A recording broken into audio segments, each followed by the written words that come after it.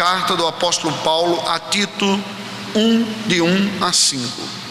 Paulo, servo de Deus e apóstolo de Jesus Cristo, para promover a fé que é dos eleitos de Deus e o pleno conhecimento da verdade segundo a piedade, na esperança da vida eterna que o Deus que não pode mentir prometeu antes dos tempos eternos e em tempos devidos manifestou a sua palavra mediante a pregação que me foi confiada por mandato de Deus nosso Salvador. A Tito, verdadeiro filho, segundo a fé comum, graça e paz da parte de Deus Pai e de Cristo Jesus nosso Salvador. Por esta causa te deixei em Creta, para que pusesses em ordem as coisas restantes, bem como em cada cidade constituísses presbíteros, conforme te prescrevi. Oremos ao Senhor. Ó Deus bendito, Tu és a razão da nossa existência, Tu és a fonte da nossa vida, Tu és a manutenção da nossa própria vida. Tu nos dás a vida e Tu preservas a vida. Tu diriges e governas todas as coisas, até mesmo o dia mau, o dia do sofrimento, o dia do luto, da luta, da dor, da tristeza. Tu és o Deus soberano, digno de receber toda honra, toda glória e todo louvor. A adoração que não conseguimos te entregar, porque não te conhecemos de forma suficiente para te dar toda a honra que te é devida. Porém te conhecemos de forma suficiente para te entregarmos a honra que conseguimos perceber do Senhor, que pela Tua infinita graça e misericórdia te revelaste a nós em Teu Filho Jesus. Senhor, Tu és a razão deste ajuntamento. Estamos aqui para Te adorar, para Te prestar culto, mas nós somos seres frágeis, somos verdadeira e completamente dependentes de Tua graça. Por isso te pedimos, apieda-te de nós, Senhor. Olha para nós nesta noite como pessoas que confessam o Teu nome e pessoas que precisam de Tua graça, e abençoa-nos com a iluminação do Teu Espírito, de tal maneira que a Tua palavra que foi lida seja explicada, acompanhada pela ação poderosa de Tua graça em nossos corações e mentes, porque só Tu podes nos comunicar esta vida que pedimos em nome de Jesus. Amém, Senhor Deus. Certamente podemos falar que o apóstolo Paulo foi o grande teólogo do Novo Testamento. Alguns estudiosos chegam até mesmo a colocar Paulo como na categoria do inventor do cristianismo. Não propriamente teólogos bíblicos, mas alguns historiadores, devido à contribuição que Paulo deu à compreensão das verdades que se tornaram claramente demonstradas nas páginas ou através do exercício da sua pena, os livros de sua autoria. Grande teólogo, grande pastor, grande missionário. Quem que estudando a vida de Paulo não fica impactado com tamanho altruísmo, tamanha dedicação, tamanho esforço?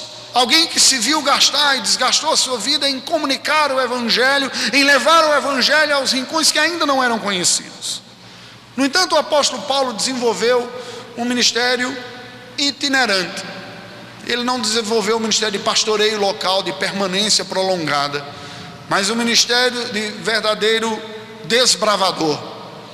E era muito comum, depois de a graça do Senhor acompanhar a vida sua vida ministerial e o nascimento da igreja, o apóstolo Paulo identificar pessoas vocacionadas pela graça e deixar responsável pela continuidade do seu trabalho. Foi isso que ele fez aqui, quando pregou o Evangelho na ilha de Creta, no mar Mediterrâneo, e a igreja do Senhor veio a surgir naquele lugar. Ele então sai daquele lugar e deixa um homem chamado Tito para dar continuidade à obra, e escreve esta carta aqui precisamente para dar orientações a Tito sobre aquilo que deveria continuar sendo feito para dar continuidade à obra, como está descrito no versículo de número 5, quando ele diz: por esta causa eu te deixei em Creta, para que pusesses em ordem as coisas restantes. Ele escreve então esta carta para dar essa orientação sobre aquilo que havia sido iniciado através do seu ministério, mas que ainda não estava concluída. Paulo tinha plena convicção que apesar de toda a graça do Senhor que era com ele, e era com ele ao ponto de ele dizer: eu trabalhei, mas não eu, a graça do Senhor comigo, fazendo mais do que todos eles. E muitos frutos vieram através da vida daquele apóstolo. Ele sabia o que tinha feito, mas ele sabia também o que não tinha feito e o que precisava ser feito na igreja do Senhor. E ele escreve esta carta falando daquilo que ainda precisava ser feito na obra do Senhor e na tarefa do Senhor. De antemão nós precisamos reconhecer que a tarefa missionária, a tarefa ministerial sempre será uma tarefa inacabada, sempre, porque nós somos inacabados. Alguns de nós se olham no espelho e dizem: não só inacabado, como mal acabado também, né? Parece que a necessidade é um pouco maior do que alguns outros, mas a verdade é que Deus não terminou de fazer em nossa vida aquilo que Ele já começou. Mas a boa notícia é, como Ele escrevendo aos Filipenses disse, que eu estou certo que aquele que começou a boa obra em vós há de completá-la até o dia de Cristo Jesus. Deus está fazendo a sua obra. Que obra é essa? Quem é instrumento nas mãos de Deus para esta obra? Veja como ele começa a sua carta: Paulo, servo de Deus e apóstolo de Jesus Cristo. Essa breve descrição que Paulo faz de si mesmo nos indica duas importantes afirmações sobre aquela pessoa que é instrumento nas mãos de Deus e que faz parte da obra do Senhor, é instrumento para a promoção da sua obra, para o exercício ministerial. A primeira apresentação de Paulo de si mesmo é servo de Deus. Essa palavra servo é um eufemismo na língua portuguesa. Talvez porque nós tivemos escravidão em um dado momento da nossa história, e o revisionismo histórico faz com que nós olhemos para isso com uma espécie de vergonha. Nós olhamos como um absurdo durante algum tempo nós escravizarmos outros seres humanos, embora ao longo da história isso tenha sido muito comum. E comparativamente com outras escravidões que tiveram por aqui, os nossos irmãos portugueses trataram relativamente melhores os escravos do que em outros lugares. Mas a verdade é que literalmente a palavra que é usada por Paulo aqui é escravo de Deus. Não parece uma palavra ruim para nós? Quem gostaria de se perceber como escravo de alguém? Às vezes nós nos sentimos assim: esse trabalho é uma escravidão. Eu trabalho o dia todo, a semana toda, e o salário, como diz aquele personagem, eu não tenho direito nem para respirar, não dá fim, é muita dedicação e pouco resultado. E pode ser que você se sinta escravo, no sentido de que alguém está espoliando você, arrancando a sua energia, tirando tudo de você e te devolvendo pouco. Mas ainda assim, você está fazendo uma troca. Você troca o seu labor por algum tipo de vencimento. O escravo não tem esse poder. O escravo propriamente não tinha, nos dias bíblicos, no contexto da cultura romana e do Império Romano, ele não tinha nem mesmo autonomia ou liberdade reflexiva e religiosa. Até a devoção, até a sua espiritualidade poderia ser exigida pelo seu Senhor, que prestasse culto aos seus próprios deuses, e que prestasse adoração como César exigiu dos súditos, que o reconhecesse como divino, o César Augusto, o divino, e exigia a adoração da própria população, que dirá do escravo. O escravo, portanto, era tratado como uma mercadoria, não como um ser criado à imagem e semelhança do Senhor, com capacidade de tomar decisões, mas ele não era livre para tomar decisões. O seu Senhor é quem tomava as decisões por ele. Qual era a hora de descansar, onde dormir, o que comer, para onde ir, onde morar, onde viver, a jornada de trabalho, o momento de descanso, quando tinha, a alimentação. Toda esta imagem associada parece ser negativa.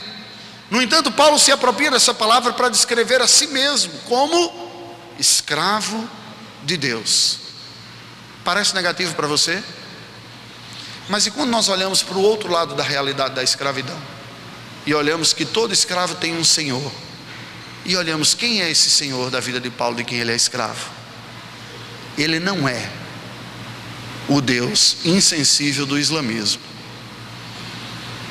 Ele não é o Deus que não perdoa, mas que apenas julga. Ele é o Pai amoroso, o Pai de toda misericórdia, o Deus de toda paciência, o Deus que nos ama, o Deus que, mesmo sendo Senhor de nossa vida, entrega o seu próprio Filho para redimir os seus escravos, aqueles que estão ao seu serviço. A este Senhor vale a pena servir. A obra do Senhor não é feita por profissionais da religião. A obra do Senhor não é feita por especialistas da fé. A obra do Senhor não é feita por pessoas que se tornaram capacitadas simplesmente teologicamente.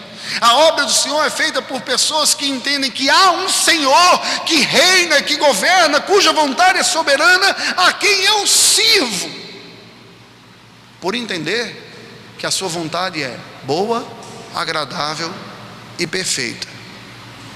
Irmãos, é fácil reconhecer e declarar que a vontade de Deus é boa, agradável e perfeita, até o dia em que ocorre em nossa vida alguma coisa que a gente não esperava. Até o diagnóstico vinha diferente do que nós imaginávamos que viria. Até o resultado do fechamento do caixa da empresa vir negativo. Deus é Senhor, e faz obra do Senhor aquele que é servo do Senhor.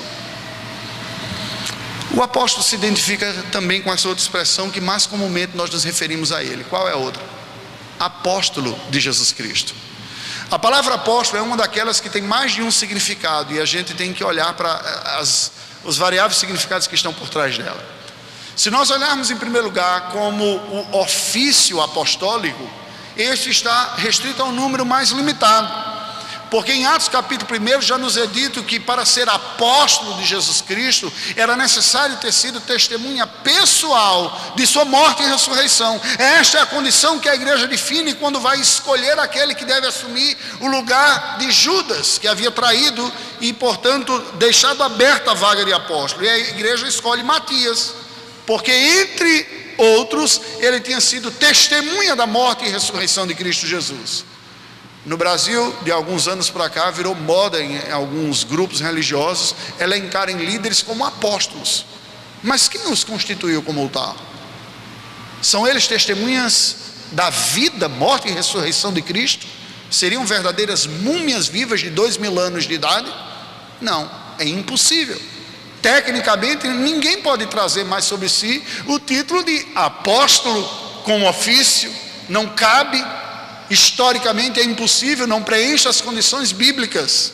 Paulo apresenta-se como a única exceção, como que o nascido fora de tempo, um abortivo, mas reconhecido pelos outros apóstolos como tal, como a exceção. Mas este não é o único significado da palavra apóstolo. Há um outro, e que nós o conhecemos mais através de uma outra palavra, porque a palavra apóstolo na língua portuguesa é uma transliteração, ou seja, é uma quase que transposição letra por letra de uma palavra grega, que literalmente significa enviado. Apóstolo tem esse outro significado, que não diz respeito ao ofício, mas diz respeito à missão, mas diz respeito à função, ou podemos dizer, diz respeito ao dom espiritual que está por trás. Algumas pessoas dentro da igreja do Senhor, Deus chama e capacita pelo seu Espírito a pessoa sair do contexto da sua realidade e é enviado pelo próprio Deus através da igreja para um outro grupo, como que uma flecha que é lançada à distância. Esta pessoa é enviada pela igreja, que entende que há uma missão a ser feita, não onde ela está, mas onde o evangelho ainda não chegou. E para que o evangelho chegue é necessário que alguns sejam enviados, e estes enviados são literalmente os apóstolos. Para não haver confusão de termos, a igreja evangélica classicamente e a igreja presbiteriana do Brasil usa a palavra com significado que é missionário. É este o significado da palavra missionário, é alguém que foi enviado para fazer uma missão, levar o evangelho a terras onde o evangelho ainda não chegou. Paulo, portanto, se apresenta como servo de Deus, escravo para cumprir a vontade de Deus e apóstolo de Jesus Cristo, enviado pelo Senhor Jesus através da igreja do Senhor. Irmãos, deixa eu dizer uma coisa para vocês. A necessidade de fazer a obra do Senhor está presente em todas as partes do mundo, como nós falávamos pela manhã. Mas para que ela seja cumprida é necessário que pessoas dentro da igreja entendam que há um Senhor, que propriamente nós devemos dizer: Senhor, não é a minha vontade, mas é a tua vontade que há de prevalecer sobre a minha vida. O problema é que muitas vezes a vontade de Deus é diferente da nossa. Os nossos desejos nem sempre estão de acordo com os desejos do Senhor. Os nossos sonhos não são necessariamente aquilo que Deus nos chamou e preparou para nós. Mas a vontade de Deus será sempre boa, agradável e perfeita. Esta tarefa inacabada requer pessoas que tenham um espírito de servo, de serviço, e requer pessoas que estejam dispostas a ir adiante, a serem lançadas para de longe também, para longe de sua área de conforto, para longe de sua área de convívio, verdadeiros enviados neste sentido.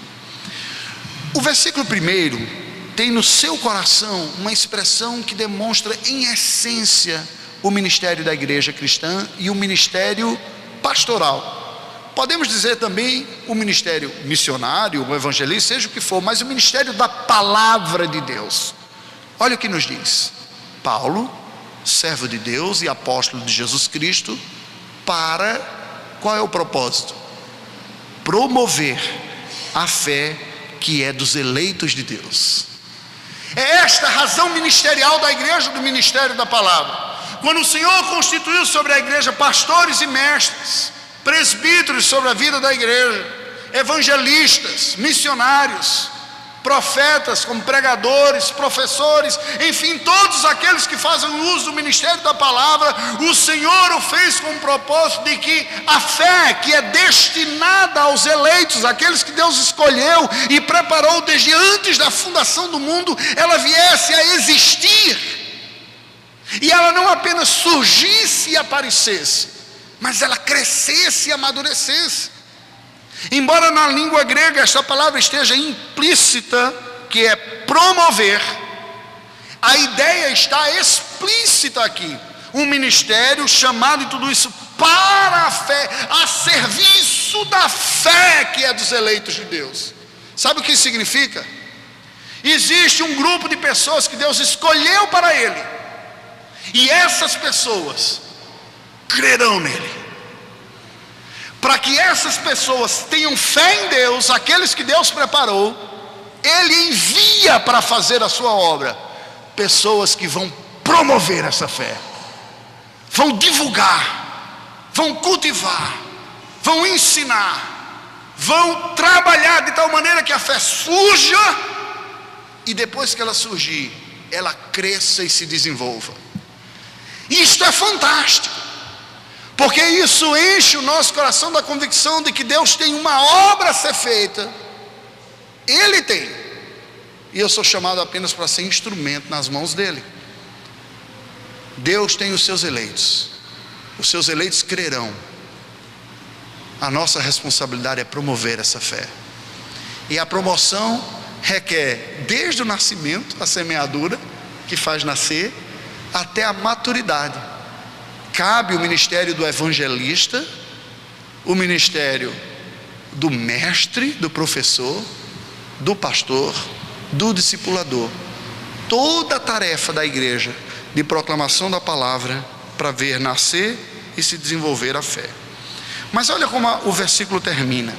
Ele diz: e o pleno conhecimento da verdade segundo a piedade. É curioso porque no meio missionário nós costumamos ver, eu presenciei isso muito claramente, e a maior parte dos campos missionários, as pessoas estão bastante focadas na evangelização e em ver o nascimento da fé. Há quase alguns meios, e nós como presbiterianos estamos um pouco mais curados disso, mas não totalmente. Alguns meios há uma espécie de pressão e expectativa para que estatísticas demonstrem o quanto o trabalho é bem sucedido pelo número de conversões. Há tantos anos estamos no tempo, quantos convertidos já existem? Como se nós medíssemos o sucesso ministerial pela quantidade de promoção, como se fôssemos uma linha de produção industrial de convertidos. Mas é o Espírito quem converte. O nosso papel é semear, Paulo plantou, Apolo regou, mas o crescimento veio do Senhor, assim nos diz a palavra de Deus. A verdade é que Deus tem os seus eleitos. Nós somos chamados a semear esta fé, promover esta fé, e esta fé não apenas vai nascer, mas nos é dito aqui de tal maneira que a igreja chegue ao pleno conhecimento da verdade. E uma das realidades que mais me marcava nas conversas que tive com albaneses era a superficialidade dos evangélicos daquele país. Eu compartilhava de manhã na escola dominical, como conversando com algumas pessoas de liderança antigas, disseram: olha, nós somos evangelizados por jovens interessados, desejosos, que fizeram o melhor de si, mas eles não tinham muito o que entregar, entregaram o que tinham. Isso foi suficiente para nós crermos no Filho de Deus como nosso Salvador, mas só. Nós não tínhamos como crescer mais, porque as pessoas não tinham mais o que dar. E uma igreja imatura acaba gerando problemas próprios de crentes infantis. Basta ler as cartas aos Coríntios que você vai ver rixas, dificuldades, infantilidades, imaturidades. Paulo, escrevendo aos Coríntios, descreve isso. O autor dos Hebreus também fala: muitos dentre vós já deveriam ser mestres, dado o tempo de conversão que vocês têm, mas eu escrevo como a crianças, dando leite espiritual, porque vocês não se desenvolveram. A igreja cristã saudável é a igreja que semeia a palavra, que vê gente nascer na fé, mas vê pessoas também crescerem na fé, ao ponto dele descrever aqui, que cheguem ao pleno conhecimento, não superficial. Uma das maiores deficiências que nós podemos contar na vida cristã é enxergar a vida cristã como se fosse simplesmente a entrada do trem para o céu. Recebemos o ingresso para entrar no céu, temos garantida a nossa entrada, agora é só esperar chegar lá. E parece que muitas pessoas estão desmotivadas diante da vida, que não vê muita razão mais para a vida cristã. Eu já vou para o céu mesmo. Ele não tem essa motivação. Por que não tem? Porque não entendeu que na verdade é toda uma vontade de Deus para nós descobrirmos e experimentarmos em nossa vida. E quando nós não a experimentamos, nós experimentamos uma outra coisa no lugar, que não a vontade de Deus. Se não sabemos entender qual é a vontade do Senhor para o nosso relacionamento conjugal, batemos cabeça. Se não conseguimos entender qual é a vontade do Senhor para o nosso relacionamento familiar, sofremos com a família desajustada de acordo com a palavra do Senhor. Se não sabemos qual é a vontade de Deus para a nossa relação com as posses e com a riqueza, podemos nos tornar escravos daquilo que deveria ser uma delícia da nossa vida, mas que pode nos escravizar e ser o verdadeiro Senhor da vida de muitos que professam a fé em Cristo, mas que não têm verdadeiramente Cristo como seu Senhor, pois acreditam que no fundo serão felizes se tiverem isso, aquilo ou aquilo outro. Irmãos, o ministério é uma tarefa inacabada, não apenas porque pessoas precisam ouvir o Evangelho e se converter, mas porque aqueles que se converteram precisam crescer até o pleno conhecimento da vontade de Deus. Isso inclui todos nós, a vida toda, enquanto Cristo não voltar. E ele encerra o versículo 1 dizendo: segundo a piedade. Isso é algo que me chama a atenção nos escritos de Paulo, porque não apenas uma vez ou outra ele alia. É comum o apóstolo Paulo falar de conhecimento com piedade. Na mente de Paulo, sob a inspiração do Espírito Santo, estas coisas estão conjugadas e não desconectadas. O conhecimento que nós adquirimos da vontade do Senhor deve gerar em nós uma vida que se aproxima mais de Deus, que o ama mais, que o quer conhecer mais e servi-lo melhor. O contrário é uma distorção. Quer seja um conhecimento pelo conhecimento, como se nós fôssemos espécie de pendrive vazio que vai fazer um download teológico, né? Vamos carregar nosso chip de informação teológica. Ou o outro lado, aquela espiritualidade pegajosa, piegas, melequenta, que eu não tenho paciência, que você diz: eu não senti no coração de fazer isso. Um esoterismo evangélico. Para com isso, usa a mente, Deus te deu mente, aprende, reflete, aplica na vida de acordo com o que tem. Isso requer maturidade. Isso é uma necessidade na igreja e é uma necessidade no campo. Quanta dificuldade, quanto sofrimento, quanta luta a igreja não experimenta no campo que está nascendo, porque falta maturidade. Portanto, irmãos, eu quero dar uma aplicação prática e direta. Nós não podemos olhar para o campo ministerial transcultural, missionário da igreja, como um campo que precisa de gente menos qualificada do que a igreja do Senhor. Isso é mentira. Nós queremos bons pastores que nos alimentem bem, nos acompanhem bem espiritualmente. O mundo também precisa de bons missionários que os alimentem e os qualifiquem. O problema é que às vezes é difícil encontrar. Ou como eu dizia para Milton, quem é que vai para o campo? É o cara meio doido, é o cara empolgado, ou é o cara petulante como eu, que acha que dá conta? Na verdade, é a graça de Deus que constitui os pastores aqui e que leva missionários para o campo também. Talvez a lição mais dura, e hoje eu digo pela fé, e mais gloriosa que eu estou aprendendo no campo missionário, é um versículo que não me sai da cabeça: que ninguém pense de si além do que convém. E eu dizia: Senhor, que maravilhoso, porque eu não cumpri isso na minha vida, e o Senhor está me dando a graça de experimentar na prática este versículo. Não é lindo?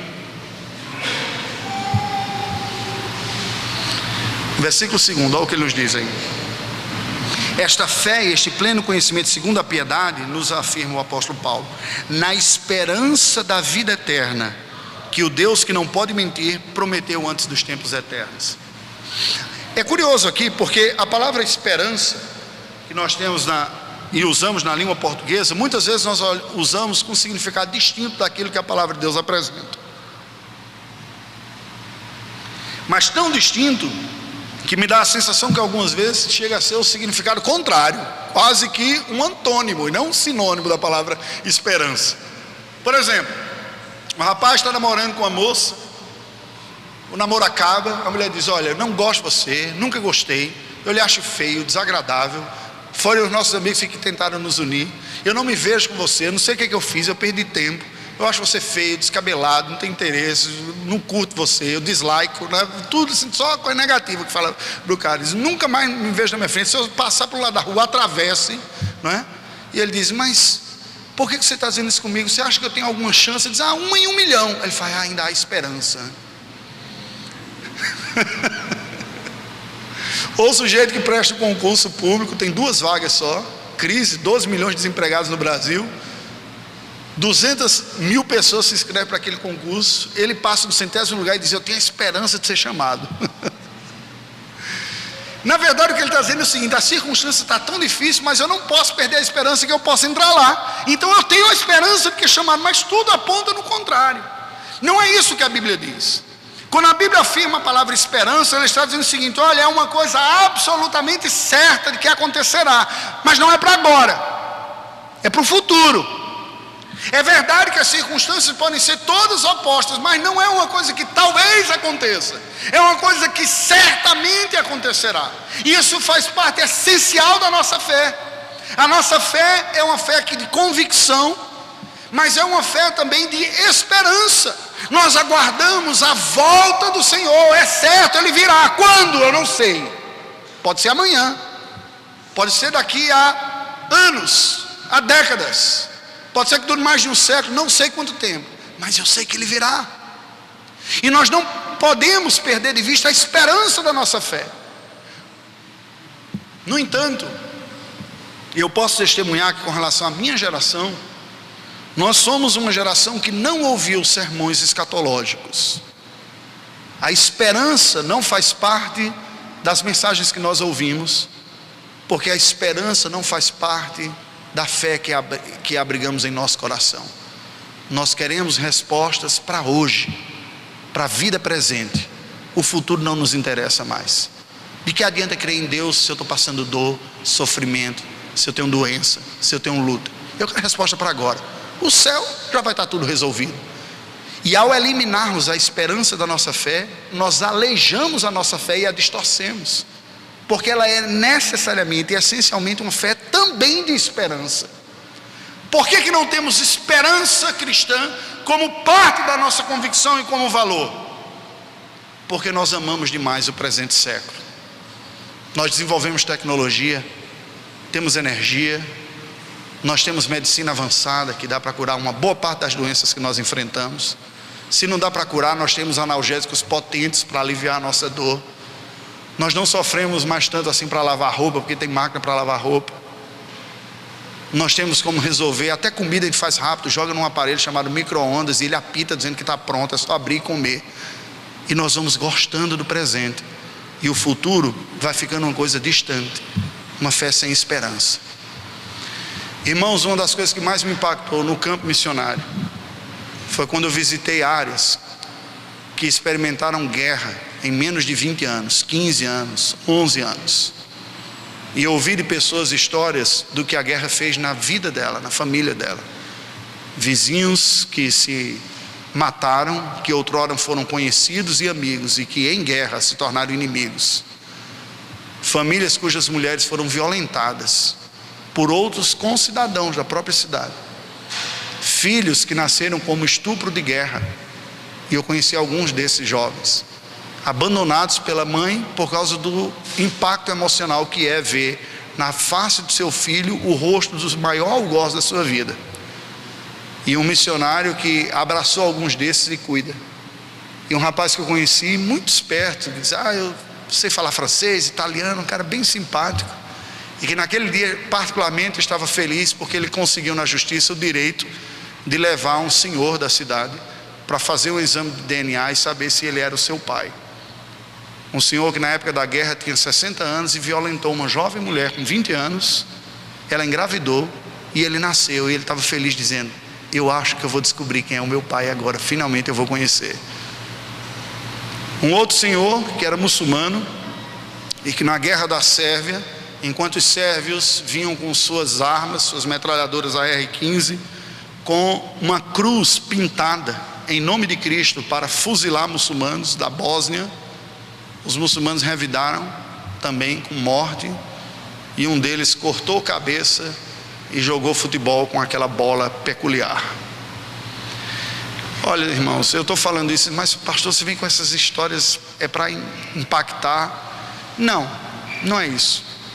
Eu só queria que você tivesse dimensão de que às vezes a esperança que nós tanto desprezamos pode ser a única realidade que traz consolo a alguém que não olha para o presente como fruto de consolo, mas que só vai encontrar consolo ao olhar para o futuro e dizer: o que a vida me deu foi dor e sofrimento, que muitas vezes eu acho que eu não vou aguentar. E a mensagem cristã fala de um dia que não haverá mais choro, nem pranto, nem dor. A esperança da vida eterna, onde tudo aquilo que nos causa dor e sofrimento acabará. Não é a esperança como talvez, é a esperança como absolutamente certo virá. Eu não sei quando, mas eu sei que virá. E enquanto não vem, eu digo: Maranata, vem Senhor Jesus, traz esse dia, o dia em que eu serei liberto do meu pecado, da minha dor e do meu sofrimento. E Paulo diz: a esperança da vida eterna, que o Deus que não pode mentir, por isso que é uma coisa certa que virá, prometeu antes dos tempos eternos. Agora olha o que nos diz o versículo número 3. Esse Deus que não pode mentir, que falou de uma vida que é eterna, que nós já desfrutamos pela fé, mas que vamos experimentá-la plenamente quando o seu Filho Jesus voltar, este Deus anunciou esta verdade em tempos devidos. Essa expressão aqui, em tempos devidos, está dizendo o seguinte: é a mensagem da salvação, a mensagem da vida eterna, a mensagem do fim da dor e do pranto. Não é para quem tem fé aqui, não é para quem faz campanha aqui, não é para quem resolve o problema aqui, não, nada disso. É para quando Cristo voltar. Enquanto esse dia não chegar, essa mensagem começou a ser proclamada. Quando? No tempo devido, Deus manifestou a sua palavra mediante a pregação que me foi confiada. Sabe o que isso significa? Que Deus tem em suas mãos a história e o tempo de todas as pessoas. Às vezes nós olhamos para a vida de alguém e fica quase perdendo a esperança, naquele sentido, de que ela venha se converter. Mas nós não temos em nossas mãos o destino de ninguém. Deus tem o tempo certo de alcançar. É nossa responsabilidade semear. Mas o que a Bíblia diz é que em tempo oportuno, nos tempos devidos, Deus manifestou a sua palavra mediante a pregação. A verdade é que a palavra de Deus deve ser pregada e ela chegará aos ouvidos daqueles que Deus preparou. Nós não podemos ser omissos nesta tarefa de proclamação, mas devemos proclamar na certeza de que Deus cumprirá o seu propósito. Oxalá para salvar, mas pode ser para condenar também. Para muitos pode ser por causa da dureza do seu próprio coração. No entanto, a verdade que está sendo dita aqui é que Deus, que tem o controle de todas as coisas, Ele tem o tempo certo, e é chegado o tempo, com a morte e ressurreição de Jesus. Queridos, preste atenção a isso. É chegado o tempo, após a morte e a ressurreição de Jesus, de que as nações conheçam o Evangelho. Elas estavam em trevas, não havia um conhecimento da palavra do Senhor, até que o Filho de Deus morre e ressuscita. Ao fazer isso, Ele destruiu a obra do diabo. O dragão, a antiga serpente, foi presa. Ele não mais tem o direito de cegar as nações, diz João escrevendo ao Apocalipse. O que significa dizer o seguinte: eu, o Senhor, estou dizendo, as nações agora estão livres para ouvir e crer no Evangelho. É esta certeza que acompanhava o coração do apóstolo Paulo, do apóstolo João, de que nós estamos vivendo estes tempos devidos. Esta é a era das missões da igreja. Embora as estatísticas digam que possivelmente, provavelmente, em meados deste século, o islamismo ultrapasse o cristianismo em números de pessoas que professam esta fé, embora nesta conta de cristianismo caiba todo tipo de gente que se diz cristã, desde católico romano até evangélico, liberal, mórmon, testemunho de Jeová. Obviamente não estamos falando dos salvos, estamos falando de alguém que meramente se identifica com o cristianismo. Embora haja esse prognóstico estatístico de que o Islã ultrapasse o cristianismo pela primeira vez na história, quando você olha a expansão da fé cristã pelo mundo, você percebe como a graça de Deus se derramou sobre a fé cristã, ou sobre a igreja cristã, da forma que nós não somos diferentes de outros, propriamente uma igreja étnica ou circunscrita a uma região. Ela está espalhada pelo mundo. Deus fez com que a semente do Evangelho se pulverizasse pelo mundo, e ela continua sendo pulverizada, porque é o tempo do anúncio do Evangelho. Eu não estou com isso querendo dizer que é o tempo de todos se converterem. Converterão aqueles que Deus preparou, mas não há mais barreiras espirituais a cegar o entendimento das nações para que não conheçam o Evangelho. Estamos nos tempos devidos, nos tempos preparados por Deus para ocorrer a semeadura do Evangelho, no plano do Senhor. Por isso que Cristo disse: ide e pregai o Evangelho a toda criatura, fazei discípulos de todas as nações, sejam minhas testemunhas aqui em Jerusalém, como em toda a Judéia e Samaria, até os confins da terra. É chegado o tempo da minha glória ser proclamada até os confins da terra. Este é o tempo que vivemos, e como igreja temos que entender isso. O Senhor nos chamou para semear este Evangelho na convicção de que, de uma forma gloriosa e especial, Deus usa a pregação do Evangelho para se dar a conhecer aos homens. Aqui é um mistério. Como é possível palavras serem comunicadas de forma compreensível na língua humana, e ao haver esta compreensão e concordância com estas palavras, o que nós chamamos de fé, ao acontecer isso, brotar um ato absolutamente sobrenatural e poderoso, que é haver vida espiritual e conhecimento de Deus? Mas é exatamente assim que acontece. Semeamos o Evangelho, pregamos, é o tempo oportuno. A pregação do Evangelho está levando o conhecimento de Deus às pessoas que Ele preparou.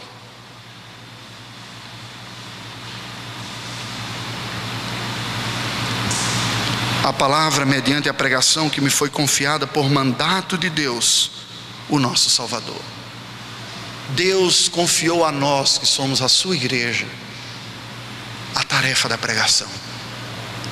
Deus não confiou à sua igreja a tarefa da conversão. Isso é obra do Espírito Santo. Mas é responsabilidade da igreja a tarefa da pregação. Como ouvirão se não há quem pregue? E como pregarão se não forem enviados? Preguemos, anunciemos, depositemos nas mãos do Senhor a fé e a esperança de ver a semente brotar. Há um mistério para nós em como ocorre a conversão. Mas não é mistério para nós um instrumento que Deus usa. O instrumento está revelado aqui, é a pregação. Nós não sabemos exatamente como o Espírito Santo usa a comunicação, uma mensagem, para transformar corações, mas sabemos que Ele usa. É ao ouvir e crer e concordar que o Espírito produz a vida dentro de nós e o conhecimento de Deus. Por isso muitas vezes nós saímos da igreja com aquela sensação profunda de que de fato foi Deus que falou conosco, embora Ele tenha usado o tom, o sotaque, as concordâncias e os truncamentos gramaticais do pastor da igreja. É a voz de Deus que se vê perceber pela modulação de rádio da voz humana. É quando nós discernimos a voz do pastor por trás do sotaque daquele instrumento humano, mas a voz do supremo pastor falando através do instrumento humano. É esta a tarefa da igreja. Anunciamos, pregamos, e Deus se dá a conhecer a quem Ele quer. É verdade que a intensidade dessa resposta e a quantidade dessa resposta não está em nosso controle. Eu tenho ouvido dizer que o mundo islâmico tem experimentado conversões a Cristo sem precedentes em toda a história da evangelização do islamismo até hoje. Secreta. Isso não significa que está sendo fácil, porque muitos têm morrido ao serem descobertos convertidos. Mas tenho ouvido de centenas e milhares de muçulmanos em contextos fechados conhecendo a Cristo.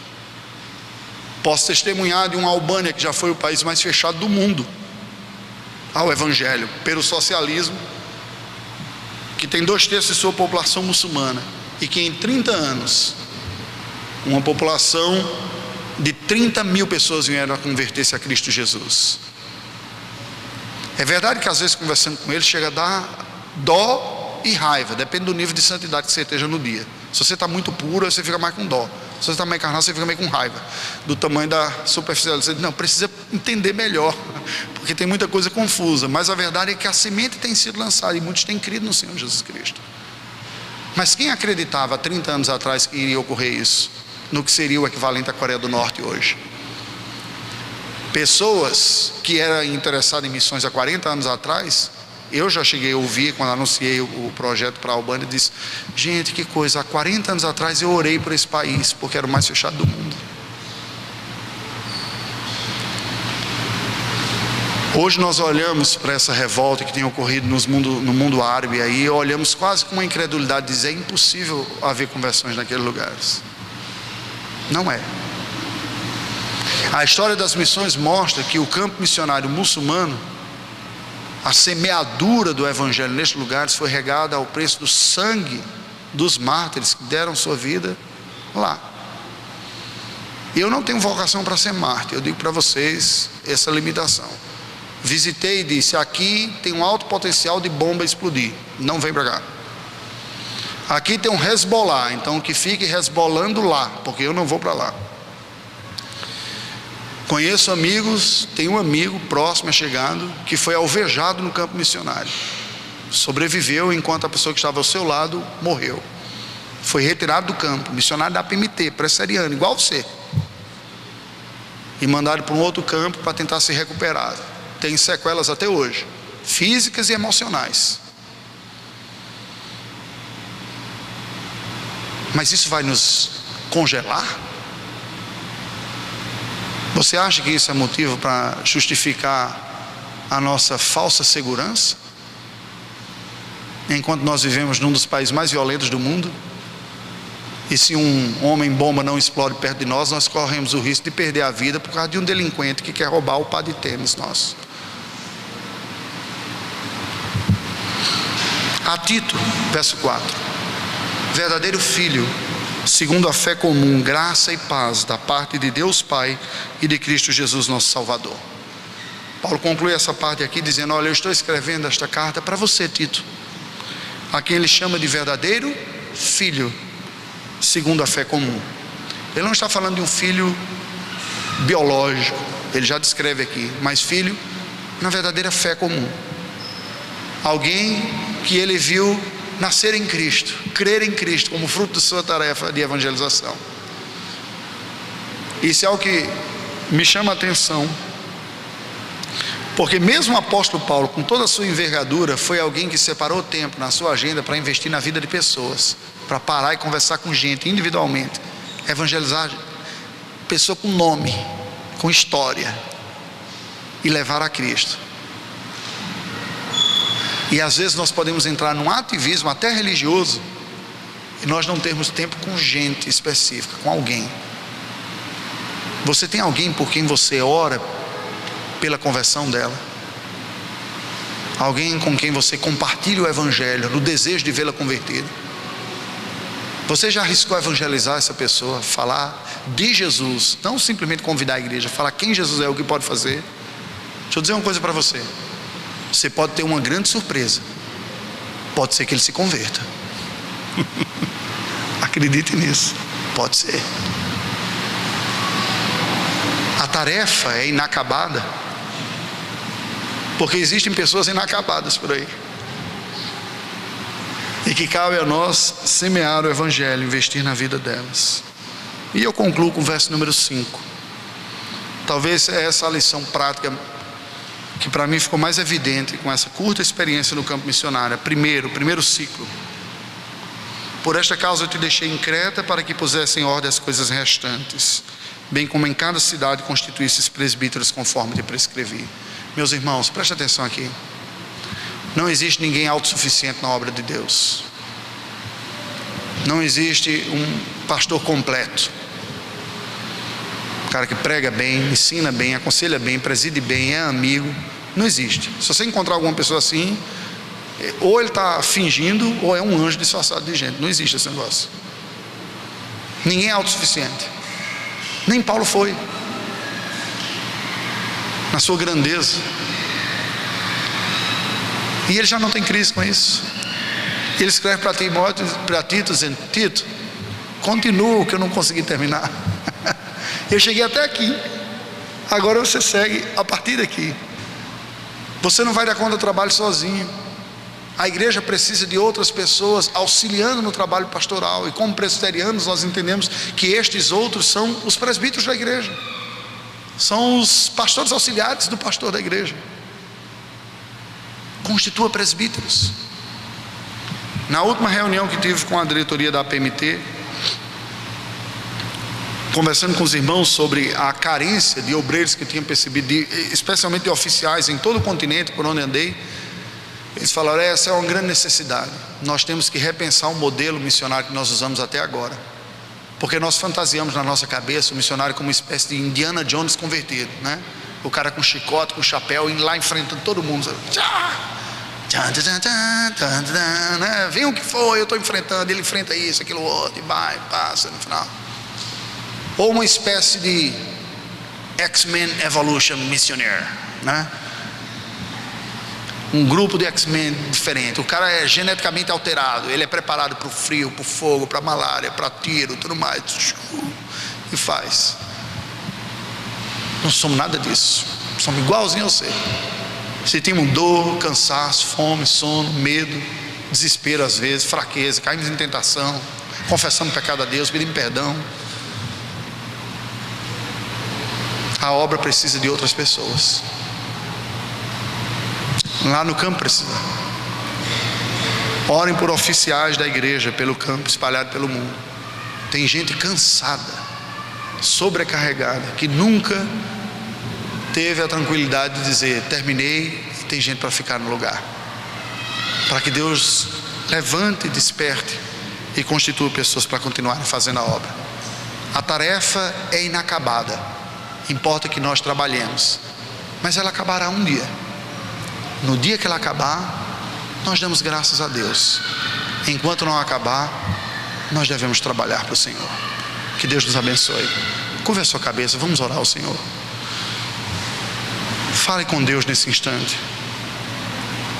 A palavra do Senhor nos afirma claramente de que Deus tem uma obra, tem um povo, tem a sua fé para o seu povo escolhido. Você já crê em Deus assim, como seu Salvador, como seu Senhor. Você já tem certeza da vida eterna, você aguarda a volta de Cristo. Quando você pensa na possibilidade da morte, isso lhe dá desespero ou esperança, consolo ou terror? O que você tem feito por outras pessoas que ainda não têm esta fé?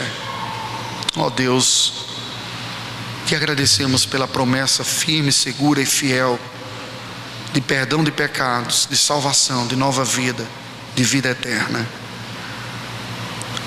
Senhor, pedimos que Tu nos ajudes a sermos fiéis no cumprimento deste mandato da pregação do Evangelho. Abençoe o conselho desta igreja, para que siga no ministério de proclamação e promoção da fé que é dos Teus eleitos, aqui no bairro Santa Lúcia, em Vitória. Ó Deus, nós Te pedimos por aquelas pessoas que estão próximas a nós, que ainda não creem em Ti, que o Senhor nos dê a graça de sermos instrumentos para proclamar fielmente o Teu Evangelho para eles, para que eles conheçam. E aqueles que já conhecem, Senhor Deus, nos dê a graça de vê-los crescer, assim como nós também, no Teu conhecimento, até chegarmos a um conhecimento pleno da verdade, nos capacitando a entender Tua vontade e praticar, de tal forma que vivamos uma vida piedosa. Ó Deus, nós não somos suficientes para toda esta tarefa, sinceramente confessamos a Ti, mas nós temos esperança de que será possível fazê-la ou cumpri-la, porque antes de ser nossa tarefa, é Tua tarefa anunciada. Tu disseste em Tua palavra que estarias Te manifestando através de nós. Nos dá-te conhecer e dá-nos a graça de fazermos e vermos outros Te conhecendo através do nosso testemunho. Em nome de Jesus. Amém.